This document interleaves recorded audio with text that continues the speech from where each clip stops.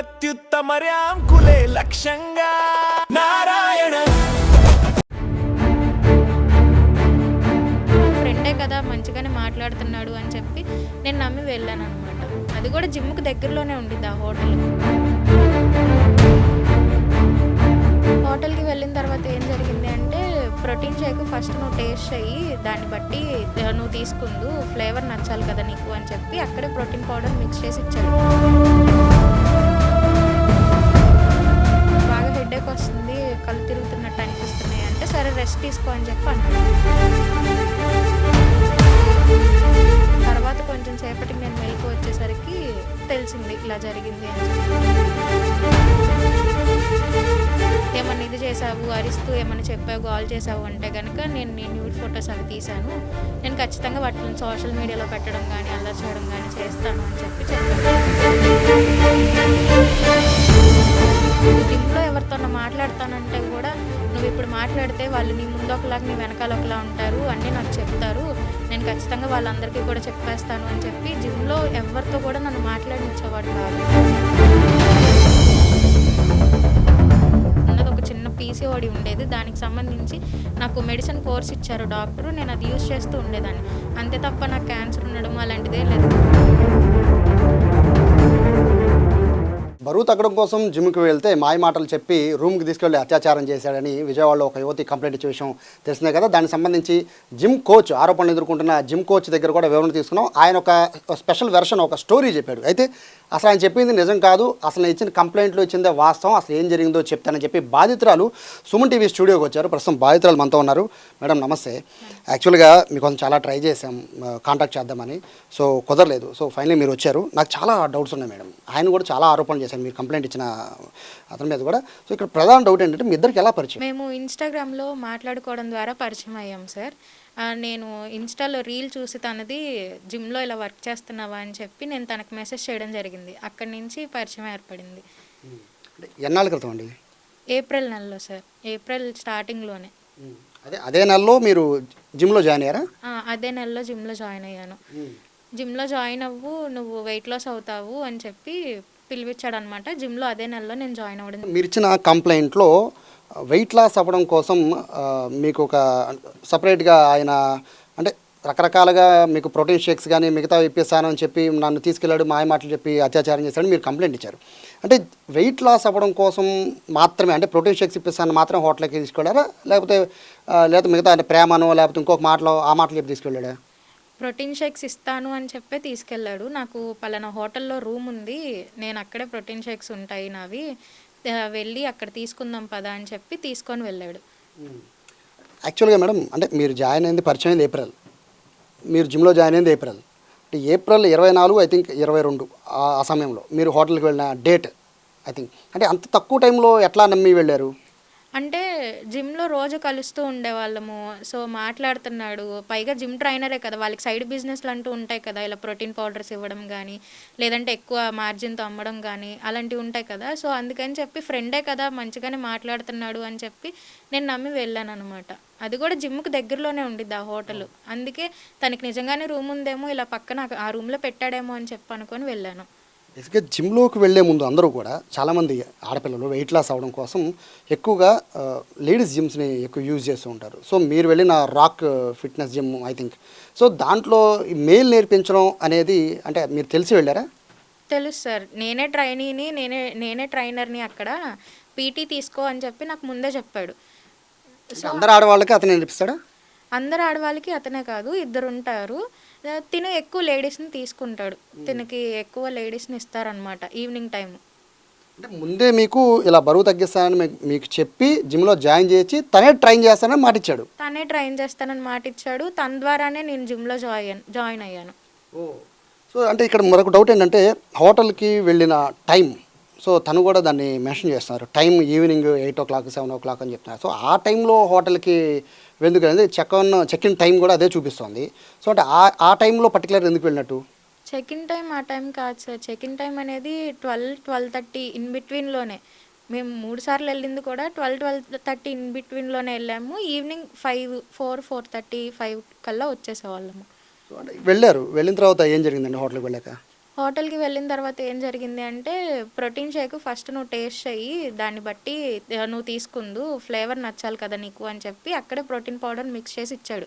ఇచ్చిన తర్వాత నేను తాగాక ఒక అరగంట సేపు నార్మల్‌గా మాట్లాడుకున్నాం. మాట్లాడుకున్న తర్వాత ఎందుకో నాకు బాగా హెడేక్ వస్తుంది. కళ్ళు తిరుగుతున్నట్టు అనిపిస్తున్నాయి అంటే, సరే రెస్ట్ తీసుకో అని చెప్పి అన్నాడు. అని నేను నిద్రపోయిన తర్వాత ఈ ఘటన అనేది జరిగింది. తర్వాత కొంచెం సేపటికి నేను మెలుకువ వచ్చేసరికి తెలిసింది ఇలా జరిగింది అని చెప్పి. మరి అడిగారా ఎందుకని ఇట్లా మోసం చేసి తీసుకెళ్ళావు అని అడిగారా? అడిగాను, ఎందుకు ఇలా మోసం చేసి తీసుకెళ్ళావు, నాకిప్పుడు ఈ జీవితం ఇదైపోయినట్టే కదా ఏంటి అని చెప్పంటే, ఈ రోజుల్లో ఇదంతా కామన్, నువ్వు ఇప్పుడు ఎందుకు అంత ఇష్యూ చేస్తున్నావు, నువ్వు ఇష్యూ చేసి ఏమన్నా ఇది చేసావు, అరిస్తూ ఏమన్నా చెప్పావు, గోల్ చేసావు అంటే కనుక నేను న్యూడ్ ఫొటోస్ అవి తీశాను, నేను ఖచ్చితంగా వాటిని సోషల్ మీడియాలో పెట్టడం కానీ అల్లరి చేయడం కానీ చేస్తాను అని చెప్పి చెప్పాడు. అవి ఏమైనా చూసారండి అంటే మీ కళ్ళతో ఏమైనా చూసారా అంటే అతను తీయడం కానీ వీడియోలు కానీ ఇవన్నీ చూసారా? నేను కళ్ళతో ఏం చూడలేదు సార్ అప్పటికి. అంటే అతను బెదిరిస్తున్నాడు కదా మిమ్మల్ని, ఇట్లా న్యూడ్ ఫొటోస్ ఉన్నాయని బెదిరిస్తున్నాడు. సో మీకేమైనా చూపించాడా? ఆ రోజు చూపించలేదు. నేను తీశాను అని చెప్పి అన్నాడు, నువ్వెవరికి చెప్పొద్దు అని చెప్పి ఆ రోజు సాయంత్రం వరకు నన్ను అక్కడే ఉంచాడు. ఆ రోజంతా కూడా నాకు మత్తుగానే ఉంది. దాని తర్వాత నేను జిమ్కి వెళ్ళినప్పుడు నాకు చూపించాడు, నా దగ్గర ఉన్నాయి ప్రూఫ్స్, నేను ఇలాగ తీశాను నీకు అని చెప్పి చూపించాడు. అంటే ఇంత పెద్ద ఘటన జరిగాక బేసిక్గా ఆడపిల్లల జీవితం సంబంధించి చాలా కీలకమైన అంశం. సో మీకు అంత ఇష్యూ జరిగిన తర్వాత మీ పేరెంట్స్ని కానీ లేదా జిమ్లో ఉన్న ఎవరైతే ఓనర్లకు కానీ వీళ్ళకి తెలియజేయాలి కదండి, మీరు చెప్పారా? చెప్పాను సార్, కాకపోతే ఏంటంటే ఆ ఘటన జరిగినప్పుడు చెప్పలేదు. రీసెంట్గా నేను వాళ్ళ అమ్మగారితో మాట్లాడడం అదంతా జరిగింది. అది జరిగినప్పుడు ఫోన్ చేసి చెప్పాను, ఇలా చేస్తున్నాడు, మళ్ళీ తర్వాత పెళ్లి చేసుకుంటా అని చెప్పాడు, వాళ్ళ అమ్మ కూడా నాతో మాట్లాడింది, మళ్ళీ రివర్స్ అవుతున్నారు, ఏం జరుగుతుంది, మీరు మాట్లాడండి, మీరు మాట్లాడేమన్నా సార్ట్ అవుట్ చేయడానికి చూడండి అని చెప్పి చెప్పాను. చెప్తే మా అమ్మగారు ఇక్కడ లేరు, ఉండరు అని తెలుసుకొని మీ అమ్మగారిని తీసుకురా అప్పుడు మాట్లాడతాము అని చెప్పి జిమ్ వాళ్ళు నన్ను అన్నారు. అంటే మిమ్మల్ని తీసుకువెళ్ళాడు, అత్యాచారం చేశాడు మీరు ఆరోపిస్తున్నారు. సో ఇక్కడ జరిగినప్పుడు ఇమీడియట్గా మీ పేరెంట్స్కి తెలియజేయడము, లేకపోతే వాళ్ళ పేరెంట్స్కి పరిచయం వాళ్ళ పేరెంట్స్ తెలియజేయడము, లేకపోతే మీ ఫ్రెండ్స్కి షేర్ చేయడము, ఏదో ఒకటి చేయాలి అని చేశారా? ఫ్రెండ్స్కి షేర్ చేయడం ఇవన్నీ నన్ను అసలు మాట్లాడనిచ్చేవాడు కాదు. జిమ్లో ఎవరితోన్నా మాట్లాడతానంటే కూడా, నువ్వు ఇప్పుడు మాట్లాడితే వాళ్ళు నీ ముందు ఒకలాగా నీ వెనకాల ఒకలా ఉంటారు, అన్నీ నాకు చెప్తారు, నేను ఖచ్చితంగా వాళ్ళందరికీ కూడా చెప్పేస్తాను అని చెప్పి జిమ్లో ఎవరితో కూడా నన్ను మాట్లాడనిచ్చేవాడు కాదు. నేను ఫ్రెండ్స్కి షేర్ చేసుకోవడం ఇవేమీ చేసుకోలేదు, ఎందుకంటే నేను ఇంట్లో ఒక్కదాన్ని ఉండేదాన్ని, మా అమ్మగారు ఇక్కడ లేరు. ఆ డిప్రెషను, ఆ స్ట్రెస్, ఆ ఇది వల్ల నేను ఎవరితో చెప్పుకోగలిగేదాన్ని కూడా కాదు, ఎవరికి అయితే చెప్పలేదు.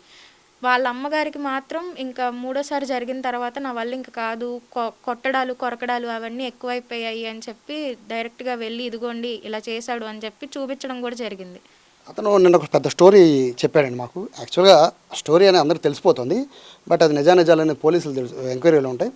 మీకు ఏదో క్యాన్సర్ అను, సో నేను చివరి దశలో ఉన్నానను, సో ఇక నాకు ఎట్లా కోరికలు వస్తున్నాయను, ఇట్లా మీరు వెళ్ళి మీరే రిక్వెస్ట్ చేసినట్టు, మీరే బలవంతంగా తన రూమ్ పిలిచినట్టు ఒక కథ చెప్పాడు ఆయన. సో దాంట్లో ఎంతవరకు నుంచి ఉంది? క్యాన్సర్ ఉన్నోళ్ళు ఎలా ఉంటారు అన్నది ఎవరికన్నా తెలిసిపోయింది సార్. క్యాన్సర్ లాంటివి నాకు అసలు ఎలాంటివి లేవు. నాకున్నది ఒక చిన్న పీసీఓడి ఉండేది, దానికి సంబంధించి నాకు మెడిసిన్ కోర్స్ ఇచ్చారు డాక్టరు, నేను అది యూస్ చేస్తూ ఉండేదాన్ని, అంతే తప్ప నాకు క్యాన్సర్ ఉండడం అలాంటిది ఏం లేదు. క్యాన్సర్ ఉన్నోళ్ళు ఎవరు కూడా జిమ్కి వెళ్ళి వెయిట్ లిఫ్ట్లు చేయడం ఇవేమీ చేయరు కదా సార్. మనిషి తెలిసిపోద్ది, లాస్ట్ స్టేజ్ ఆఫ్ క్యాన్సర్ అంటే ఖచ్చితంగా హెయిర్ లాస్ అవ్వడము అదంతా తెలిసిపోద్ది. అంత ఈజీగా ఎవరు నమ్మరు కదా సార్ క్యాన్సర్ ఉంది అని చెప్పంటే. సో అంటే మీ అమ్మగారికి తెలుసని కొన్ని మెసేజ్ చూపించాడండి, మీ అమ్మగారు ఏదో చాట్ చేసినట్టు, మా అమ్మాయికి చివరి ఈ సందర్భంలో మంచిగా చూసుకో, సంతోషంగా ఉంచు, ఇంతకుమించి చెప్పలేను అని ఏదో పెద్ద చాట్ చూపించాడు, అది నిజమేనండి? అది అసలు మా అమ్మగారికి ఆ అబ్బాయి ఎవరో కూడా తెలియదు సార్. మా అమ్మగారికి ఇప్పటి వరకు నేను కేసు పెట్టింది కానీ ఇలా జరిగింది కానీ ఏది కూడా తెలీదు. ఎప్పుడైతే మీడియాలోకి ప్రచారం రావడం జరిగిందో ఆ రోజు నేను ధైర్యం చేసుకొని మా అమ్మకి మెసేజ్ పెట్టాను, ఇది ఏదైతే ఘటన జరుగుతుందో అది నాదే, నన్నే ఇలా రేప్ చేసింది, నేను నీకు చెప్పుకోలేకపోతున్నాను, అందుకే నీకు మెసేజ్ పెడుతున్నానని మా అమ్మగారికి నా అంతటి నేనే ఆ రోజు చెప్పుకున్నాను మెసేజ్ల ద్వారా తప్ప ఆ అబ్బాయి ఎవరో మా అమ్మకి తెలీదు. మరి చూపించిన స్క్రీన్ షాట్స్ అవన్నీ ఏంటండి? ఆ స్క్రీన్ షాట్స్ ఎలా ఇది చేసుకున్నాడో నాకు తెలియదు కానీ మా అమ్మ పేరు తెలుసు, ఇలా పలానా ఐడి ఉండిద్ది అని తెలుసు కానీ ఆ అబ్బాయికి మా అమ్మ మెసేజ్ పెట్టడం కానీ అవి ఏమీ కూడా జరగలేదు. మా అమ్మ ఇక్కడ లేరు, అక్కడి నుంచి ఆ అబ్బాయిని ఎవరు అని తెలుసుకొని అంత చేయాల్సిన అవసరం అయితే మా అమ్మకి లేదు. ముందు నేను అసలు మా అమ్మకి ఏ విషయం కూడా చెప్పలేదు ఆమె మెసేజ్ పెట్టడానికి. కానీ ఆ అబ్బాయి ఎలాంటి ఎలిగేషన్ వేస్తున్నాడంటే ఫీలింగ్స్ వస్తున్నాయి వెళ్ళమని మా అమ్మ పంపించింది అంటున్నాడు. ఏ కన్న తల్లి కూడా ఇలాగ వెళ్ళు, మా అమ్మాయికి ఫీలింగ్స్ వస్తున్నాయి, ఇంటికి వెళ్ళు, రూమ్కి వెళ్ళు అని చెప్పడాలు అలాంటివి ఎవ్వరు కూడా చేయరు. అయితే ఇక్కడ మరొక ఆరోపణ ఏంటంటే అంటే అతనికి మీరు ఇచ్చిన రిపోర్ట్లో కంప్లైంట్ రిపోర్ట్లో చూస్తుంటే డబ్బులు డిమాండ్ చేశాడు వేశాను అంటున్నారు. బట్ అతనేమో బీర్ కొనుక్కో అని డబ్బులు మీరే వేసినట్టు, నేను ఒక బార్ దగ్గర ఉన్నానంటే మీరే వెళ్ళి బీర్ తెచ్చుకొని డబ్బులు వేసినట్టు, సో అవన్నీ నా దగ్గర కాల్ రికార్డ్స్ ఉన్నాయి అవన్నీ అని చెప్తున్నాడు. అది ఎంతవరకు నిజమండి ఆ డబ్బులు వేయడం ట్రాన్సాక్షన్ గురించి? ట్రాన్సాక్షన్స్ అన్నీ కూడా నేను పలానా ప్రోటీన్ పౌడర్ కొనుక్కోవాలి, నాకు ప్రీ వర్కౌట్ కావాలి, నాకు ఇది నువ్వు కొనిపెట్టు అని చెప్పి నా ద్వారా కొనిపెట్టించుకొని వేయించుకున్నాడు. కానీ 2000, 1000, 1500 అలాగా తనకి ఏమైతే కావాలో అవి నన్ను బెదిరించి తీసుకున్నాడు. అంతే తప్ప నువ్వు వెళ్ళు, నువ్వు తాగు అని చెప్పి నేనైతే ఏ రోజు చెప్పింది లేదు. 10,000కి మించి ఉండవు గట్టికి కొడితే అంటున్నాడు.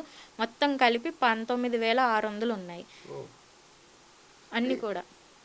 ట్రాప్ చేసే ఆవిడ నన్ను ట్రాప్ చేసింది అని చాలా పెద్ద వర్డ్ ఉపయోగించాడు. సో మీరు ట్రాప్ చేశారని చెప్పి మీరు అంటున్నారు. సో ట్రాప్ అనేది అని మీరు ఎలా భావిస్తున్నారు? ట్రాప్ అన్నట్టు ట్రాప్ అనేది నేను ఎలా భావిస్తున్నాను అంటే తను జిమ్కి పిలవడం కానీ అలాగా ప్లాన్డ్గా చేసినట్టే, పలానా రూమ్కి రమ్మండం కానీ ప్రోటీన్ పౌడర్ కలిపి ఇవ్వడం కానీ ఇదంతా కూడా ప్లాన్డ్గా చేసినట్టే ఉంది. ఎందుకంటే డబ్బులు ఉన్నాయి ఈ అమ్మాయి దగ్గర, వీళ్ళ మమ్మీ స్టేట్స్లో ఉంటారు, ఈ అమ్మాయికి చుట్టుపక్కల ఎవరు లేరు, తను ఒక్కతే ఇంట్లో ఉంటుంది అని ప్రతిదీ ఆయనకి తెలుసు కాబట్టి నన్ను ట్రాప్ చేశాడని నేను చెప్పగలను. తనని ట్రాప్ చేయాలి అంటే తన దగ్గర డబ్బుల కోసం ట్రాప్ చేయాలా, దేనికోసం ట్రాప్ చేయాలి? తన దగ్గర ఏమీ లేవు కాబట్టి ట్రాన్సాక్షన్స్ అన్నీ నా దగ్గర నుంచే ఉన్నాయి. ఫోన్ నా చేత కొనిపెట్టుకున్నాడు. తనని ట్రాప్ చేయాలంటే తన దగ్గర ఏమన్నా ఉంటే మనం ట్రాప్ చేయడానికి ఉంటుంది. అబ్బాయికి బట్టలు కూడా లేవని చెప్పి నాకు బట్టలు కొనిపెట్టు నువ్వు అని చెప్పి నన్ను తీసుకెళ్ళి పలానా జూడియో దగ్గరికి ఆ అబ్బాయి బట్టలు కూడా కొనిపెట్టుకున్నాడు. ఇంకా నేను దేనికోసం ట్రాప్ చేస్తాను? ప్రేమ అనే కోణం ఏమన్నా వచ్చిందని అంటే మీరు చెప్తున్న దాని ప్రకారం, అంటే మీరు చెప్తున్న మాటల ప్రకారం అంటే ప్రేమించాను అనే ఉన్న చెప్పడం కానీ లేదా పెళ్లి చేసుకుంటాను అని చెప్పడం కానీ, ఎందుకంటే ఒక ఆడపిల్ల స్వయంగా వెళ్ళడం అనేది జరిగే అసంభవం, చాలా తక్కువ సందర్భాల్లోనే జరుగుతుంది. అంతటా మీరే నమ్మి వెళ్ళి అతనితో కాసేపు ఉండడం లేదా అతనితో మాట్లాడడం, సో అతను సింగిల్గా జిమ్ అంటే ట్రైనింగ్ సో అతనితో ఇప్పించడం, ఇవన్నీ చూస్తుంటే ప్రేమ కానీ లేకపోతే పెళ్లి చేసుకుంటాను కానీ ఈ చర్చలు ఏమైనా వచ్చాయా? స్టార్టింగ్లో అవేం లేవు సార్, ఫ్రెండ్ అని చెప్పి అన్నాడు. ఇదంతా బలవంతం, ఇదంతా జరిగిపోయిన తర్వాత ఇప్పుడు ఏంటి నా లైఫ్ నాశనం అయిపోయినట్టే కదా, నువ్వు మళ్ళీ ఇలాగ చేస్తున్నావు, ప్రూఫ్స్ అంటున్నావు, నన్ను కనీసం ఎవరితో అన్నా చెప్పుకొని ఇవ్వట్లేదు, నాకు ఇది చాలా ఇదిగా ఉంది, నేను ఏమన్నా చేసుకున్నా ఇదే కదా అంటే, నువ్వు అలాంటి ఏం చేసుకోకు, నేను నిన్ను పెళ్లి చేసుకుంటాను, నువ్వు ఏ పెంట చేయకుండా ఎవరికి చెప్పకుండా ఉంటే నేను నిన్ను పెళ్లి చేసుకుంటాను అని చెప్పాడు. ఇది ఎప్పుడు చెప్పాడండి? ఇది గొడవలు జరుగుతున్నప్పుడే, ఎప్పుడైతే మూడోసారి జరిగిందో అప్పుడే చెప్పాడు. నువ్వు ఇంత టార్చర్ చేస్తున్నావు నన్ను అని చెప్పంటే ఆ రోజు సాయంత్రమే నాకు మెసేజ్ పెట్టాడు, పెళ్లి చేసుకుందాం మనము అని చెప్పి. స్టార్టింగ్లో నీదేంటి ఫ్రెండ్షిప్ అని మాట్లాడి నేను ఎంతమంది అమ్మాయిలతో మాట్లాడానో 20 మంది అమ్మాయిల దాకా నో చెప్పాను నేను, నాకు ఎవరి మీద అలాంటి ఫీలింగ్స్ రాలేదు, ఆ స్క్రీన్ షాట్లు కూడా నా దగ్గర ఉన్నాయి, కానీ నీ మీదే అలాంటి ఫీలింగ్స్ వస్తున్నాయి అని చెప్పి కొంచెం ఫ్లర్ట్ చేయడానికి చూశాడు. అదంతా జరిగింది. కానీ నేను ఏ రకంగానూ కూడా రెస్పాండ్ అవ్వలేదు. తర్వాత ఇంకా చివరికి వచ్చిన తర్వాత నేను అందరికీ చెప్పేస్తాను అని చెప్పినప్పుడు నాకు చెప్పాడనమాట, పెళ్లి చేసుకుందాం మనము, కానీ ఇంటర్ క్యాస్ట్ మ్యారేజ్ల్లో చుట్టాలందరూ మనల్ని చూస్తారు, మనం ఇంటర్ క్యాస్ట్ మ్యారేజ్ చేసుకున్నామంటే ఇంకా నువ్వు ఇలాంటివి చెప్పావంటే కనుక నీ పరువు ఇంకా పోయిద్ది, కాబట్టి నువ్వెవరికి ఏం చెప్పకుండా ఉంటా అంటే నేను పెళ్లి చేసుకుంటాను అని చెప్పాడు. ఇంత జరిగింది, ఏప్రిల్, మే, జూన్, జూలై వచ్చింది. సో ఇంత ఇష్యూ జరుగుతుందని మీ అమ్మగారు మీరు ఎప్పుడు చెప్పారు? జూన్ ఈ కేసు అయిన తర్వాత మీడియా ఎప్పుడైతే బయట పెట్టిందో, ఆ అబ్బాయి వీడియో ఎప్పుడైతే బయటకు వచ్చిందో ఆ రోజు సాయంత్రం చెప్పాను నేను. ఎందుకని ఇంత డిలే చేశారు? కన్న తల్లిదండ్రులకి చెప్పాలి ఖచ్చితంగా, ఏది జరిగినా కూడా. ఆడపిల్లలకి అందరికీ ఇప్పుడు చెప్తుంది అదే, సమాజంలో ఏం జరిగినా కూడా ముందు మీ తల్లిదండ్రులు చెప్పండి అని అందరికీ చెప్తున్నాం. సో అన్ని ఇలాంటి వీడియోలు చూస్తున్నారు, మీరు టీచర్ అని తెలిసిన, ప్రైవేట్ టీచర్ అని, మరి మీకు కూడా ఎడ్యుకేషన్ మీద ఇంత నాలెడ్జ్ ఉంది, సో పిల్లలకి మీరు కూడా చెప్తుంటారు కదా, మీ తల్లిదండ్రులు ఎందుకు అప్రోచ్ అవ్వలేదు? నేను భయపడ్డాను ఫస్ట్ ఆఫ్ ఆల్, ఎందుకు ఇలా చేసావు అని ఏమన్నా అనిద్దేమో, ఎందుకంటే ఆమె దేశం కందేశంలో ఉంది. ఇప్పుడు నేను ఏమన్నా చెప్పినా సరే ఒకగానొక కూతురు కదా ఏంటి ఇలా అయింది అని ఆమెకు అక్కడ ఏమన్నా జరిగినా సరే నేను ఇబ్బంది పడాల్సి వచ్చింది అని చెప్పి నేను భయపడి నేను చెప్పలేదు బయటికి. ఇందులో రాక్ ఫిట్నెస్ జిమ్ వాళ్ళ గురించి నేను వాళ్ళతో మాట్లాడుతుంటే మాకు జిమ్కి వాళ్ళకి ఏ సంబంధం లేదు అంటున్నారు. సో మీరు అటు జిమ్లో జాయిన్ అయిన తర్వాత కంటిన్యూ అయ్యారా? కంటిన్యూ అయ్యాను జిమ్. సో అయినప్పుడు ఇట్లా మీ కోచ్ ఎట్లా చేశాడు, లేకపోతే ఇట్లా బ్లాక్మెయిల్ చేస్తున్నాడు, ఫోటోలు ఉన్నాయి అనే విషయం వాళ్ళకి చెప్పారా? వాళ్ళకి కోచ్ బ్లాక్‌మెయిల్ చేస్తున్నప్పుడు చెప్పలేదు. కానీ పెళ్లి అనుకున్నప్పుడు వాళ్ళ అమ్మగారు రివర్స్ అయ్యారు నా మీద. అప్పుడు ఫోన్ చేసి చెప్పాను. ఇలా జరిగింది నాకు. పెళ్లి అనగానే ఇలా రివర్స్ అవుతున్నారు అని చెప్పి వాళ్ళకి ఫోన్ చేసి చెప్పినప్పుడు ఆయన నాతో కొంచెం పాజిటివ్‌గానే మాట్లాడారు. మరి అలాంటప్పుడు ఎందుకు తిరిగాడు నీతో? అలా తిరగకూడదు కదా! ఎందుకు చేసుకోనంటున్నాడు పెళ్లి? చేసుకోవాలి కదా! అని చెప్పి పాజిటివ్‌గానే మాట్లాడారు. మాట్లాడిన తర్వాత వాళ్ళ వైఫ్‌కి నేను మళ్ళీ కాంటాక్ట్ అయినప్పుడు మీ అమ్మగారిని తీసుకురా. మీ అమ్మగారిని తీసుకొస్తే అప్పుడు నేను మాట్లాడతాను. వాళ్ళ అమ్మ, నాన్నని మీ అమ్మని కూర్చోపెట్టి అప్పుడు నేను మాట్లాడతాను. మీరిద్దరూ మాట్లాడుకోవడం కాదు అని చెప్పారు. దాని తర్వాత నాకు కొంతమంది ద్వారా తెలిసింది ఏంటంటే, నేనేదో ఆ అబ్బాయికి మందు పెట్టాను అని చెప్పి ఎవరో దగ్గరికి తీసుకెళ్ళి పసరు పూపిచ్చి మందు పెట్టాను అని కూడా చూపించారంట ఆ జిమ్ వాళ్ళే. అది నాకు తర్వాత తెలిసింది. ఇదంతా తెలిసి కూడా నాకు ఇప్పుడేం తెలీదు అంటున్నారు. నిన్న ఆయన చేసిన చాలా అలిగేషన్స్ చేశారు మీ మీద. నిన్న జరిగిన దాని మీద ఆయన క్యాన్సర్ అని చెప్పడం, లేదా పేమెంట్ తనే వేయడమని చెప్పడం, తనే నన్ను రమ్మని చెప్పడం, బలవంతంగా నేను వెళ్ళాలని, ఇలా చాలా ఆరోపణలు చేశారండి. దాన్ని మొత్తం విన్నారా? ఇంటర్వ్యూ మొత్తం విన్నారు కదా? సో అందుట్లో మీరేం చెప్పదలుచుకున్నారు మొత్తం ఇంటర్వ్యూ మీద?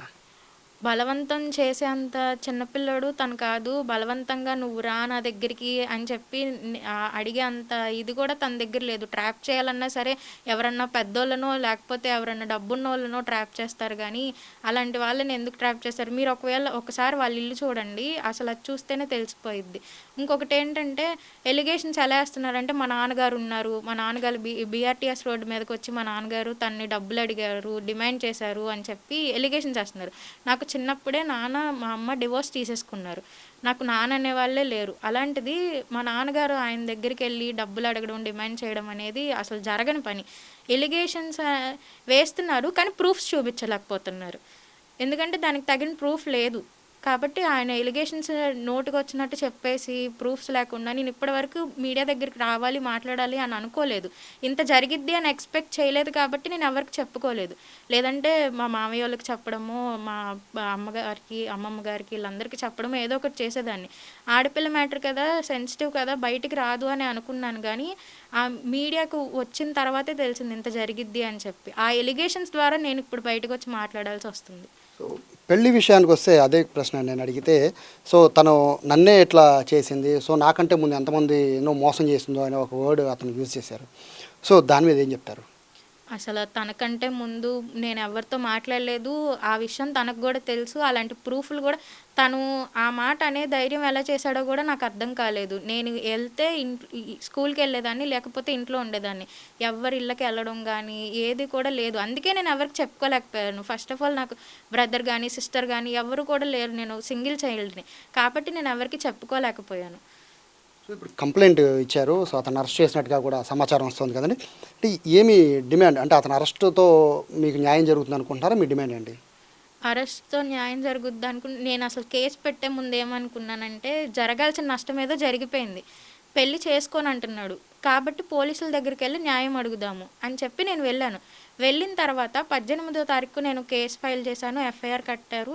దానికి ముందే కేసు ఫైల్ చేసిన రోజు ఏం జరిగిందంటే పిలిచారు తన్ని. పిలిచి సిఐ గారు ఇలా నీ మీద ఒక కంప్లైంట్ వచ్చింది. ఆ అమ్మాయిని పెళ్లి చేసుకుంటావు అని అడిగితే నేను చేసుకోను ఆ అమ్మాయిని. నేను మా కమ్యూనిటీకి చెందిన అమ్మాయినే చేసుకుంటానని చెప్పి ఒక ఫోటో చూపించారంట.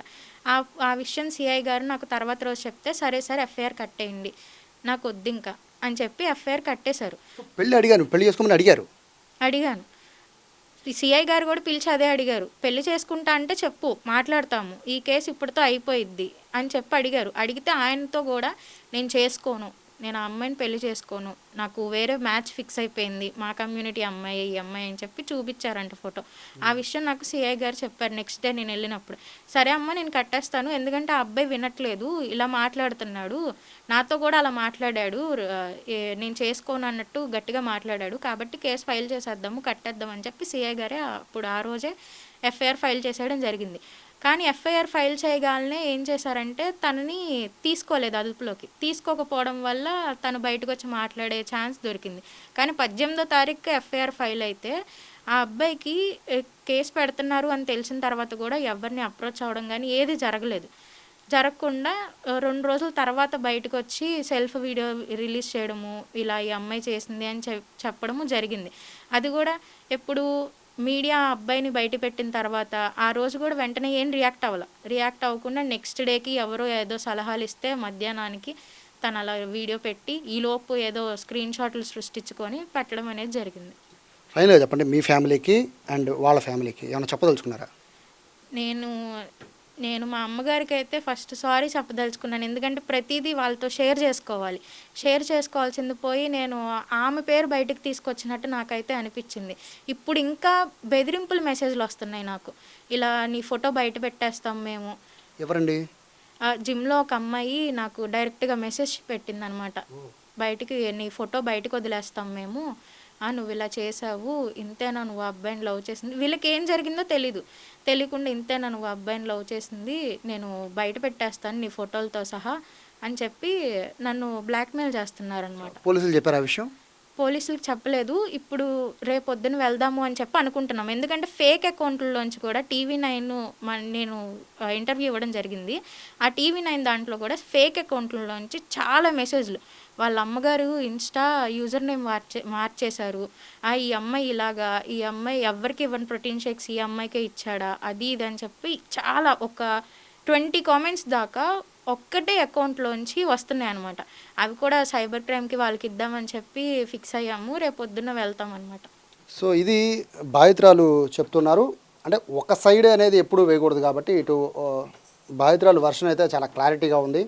ట్రాప్ అనేది ఎలా జరిగిందనేది మీరే మా మాటలో అర్థం చేసుకోండి అని చెప్తున్నారు. మరోవైపు ఈ చాటింగ్కి సంబంధించి వాళ్ళ మదర్తో అసలు ఏమాత్రం కాంటాక్ట్ లేదని కూడా చెప్తున్నారు. కానీ అతను చూపిస్తున్న దాంట్లోనేమో వాళ్ళ మదర్తో అప్రోచ్ అయినట్టు చెప్తున్నాడు. మరొక విషయం అంటే క్యాన్సర్ కాదు, నేను హెల్తీగా ఉన్నానని చెప్పి బాధితురాలు చెప్తున్నారు. అతనేమో ఈవిడ క్యాన్సర్ ఉంది అని చెప్పి ఆ ఉద్దేశంతో నేను రూమ్కి తీసుకెళ్ళాలని చెప్పి అతను చెప్తున్నాడు. సో ట్రాన్సాక్షన్ విషయంలో కూడా చాలా క్లారిటీ చెప్తుంది. బెదిరించి డబ్బులు వేయించుకున్నాడని చెప్తుంటే అతను మాత్రం బీరుకు డబ్బులు వేశాడని చెప్పి అతను చెప్తున్నాడు. సో ఇలా రకరకాలుగా ట్విస్ట్ మీద ట్విస్టులు ఈ కేసులో ఉన్నాయి. మొత్తం మీద అతనైతే అరెస్ట్ చేశారు పోలీసులు. మరోవైపు పెళ్లి చేసుకోవాలని చెప్పి బాధితురాలు అడుగుతున్నారు. మరోవైపు ఇప్పటికే థ్రెటనింగ్ కాల్స్ కూడా వస్తున్నాయి, మెసేజెస్ కూడా వస్తున్నాయి అంటున్నారు. కాబట్టి వాళ్ళ మీద కూడా చర్యలు తీసుకోవాలని అయితే బాధితులు చెప్తున్నారు. ఓవరాల్గా ఈ కేసులో అయితే మనకి ఏమాత్రం సంబంధం లేదు అని చెప్తున్న వాళ్ళు జిమ్కి సంబంధించిన నిర్వాహకులు, వాళ్ళు మాకు అసలు ఈ కేసు ఇలా జరుగుతుందని కూడా తెలియదు, వీళ్ళ మధ్య ఇలా వ్యవహారం నడుస్తుందని కూడా తెలియదు అని చెప్పి సుమన్ టీవీతో చెప్పడం జరిగింది ఫోన్ కాల్లో.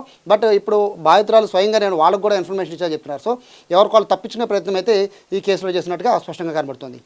Camera person Sai, Suman TV, Vijayawada నుంచి.